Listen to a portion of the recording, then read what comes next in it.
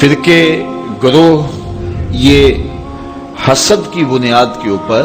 Mars وجود میں آتے ہیں، تو جماعت کے ساتھ جڑے رہنے والے پاک اور صاف دل لوگ ہوتے ہیں، اور وہ کسی سفلی یا سطحی مفاد کی وجہ سے یا کسی کے حسد کی وجہ سے الگ رستہ اختیار نہیں کرتے، وہ جماعت کے ساتھ جڑے رہتے ہیں۔ اللہ کے محبوب علیہ السلام نے ارشاد فرمایا کہ جو سواد اعظم ہے ان کے ساتھ وابستہ رہو، جو ان سے بچھڑ گیا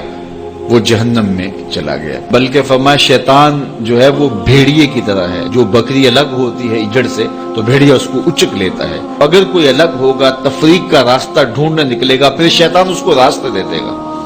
پھر نتیجہ یہ ہوگا وہ الگ گروہ اور الگ فرقہ الگ جماعت بنا کے بیٹھ جائے گا، اور جو حقیقی جماعت ہے سواد اعظم ہے اس سے وہ بکھر جائے گا، اور تفریق، تشدد، اختلاف اور باہمی جو ہے وہ لڑائی اور جنگ و جدل کا ماحول پیدا کر بیٹھے گا۔ اس لیے ہمیں اپنی زندگی میں ہمیشہ مزاج میں صلح جوئی رکھنی چاہیے، بات بات پہ بگڑنا، ہر بات پہ اختلاف کرنا اور الجھاؤ پیدا کرنا، بعض لوگ اس کو تحقیق کا نام دے کے ہر وقت ہی جو ہے وہ عجیب کیفیت میں رہتے ہیں، بعض کا جماعت کے مفاد کے لیے کوئی چیز چھوڑنی بھی پڑتی ہے جس کو درست سمجھا جاتا ہے، اور اس کی سب سے بڑی مثال اللہ کے محبوب صلی اللہ علیہ وسلم کا اپنا عمل ہے۔ آقا کریم نے فرمایا عائشہ میرا جی چاہتا ہے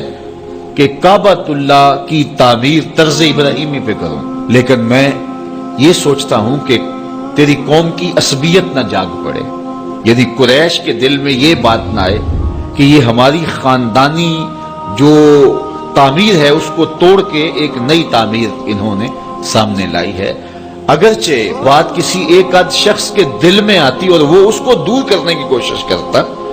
لیکن اس کے باوجود حضور علیہ السلام اس سے بھی بچے کہ کہیں اس میں جو ہے وہ لوگوں کے ذہن میں جو ہے وہ ایسی بات نہ آنے پائے۔ اب یہ کتنی بڑی بات ہے، اگر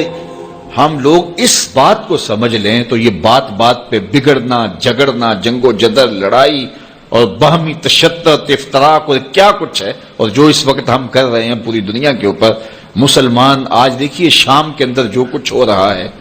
اور ہم آپس میں جو ہے وہ باہم دست و گریبان ہیں۔ ہم چھوٹے ہوتے تھے تو وہ ایک کہانی پڑھتے تھے کہ ایک تھا تیتر ایک بٹیر، لڑنے میں تھے دونوں شیر، لڑتے لڑتے ہو گئی گم، ایک کی چونچ اور ایک کی دم، دونوں کو نقصان ہو گیا، ایک کی چونچ جائے گی اور ایک کی دم جائے گی۔